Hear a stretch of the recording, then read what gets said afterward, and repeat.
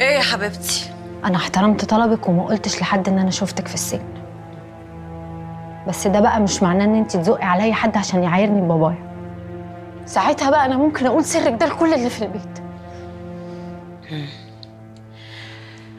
انت منين يا عايده؟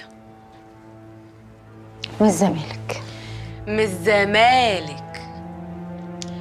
تعرفي يعني ايه واحده شلق؟ يعني ايه واحده شلق؟ يعني كده يا حبيبتي. حرام عليكي يا عايده، حرام عليكي. ايه ده؟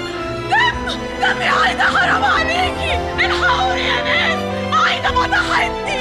انا برضو يا اختي بتاعت رجاله، وبتقولي كمان عليا ان انا ماشي بطال.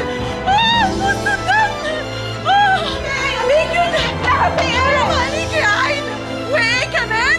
بتقولي ان هي مش هيهدالها بال الا لما كل النسوان اللي في البيت كلها تتطلق. حرام عليكي.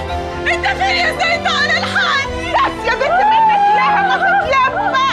حرام عليكي. عملت فيها ايه؟ الحقني يا سيد. الحقني يا سيد. مرات اخوك يا اخويا ضربتني، ولو مش هتجيب لي حقي طلقني. بص يا سيد الدم. يا سيد. ماليش دعوة. حرام عليك يا عايدة. بص يا سيد الدم. دمي يا عايدة، شايفة؟ بقول لك تاني يا سيد، لو مش هتجيب لي حقي طلقني.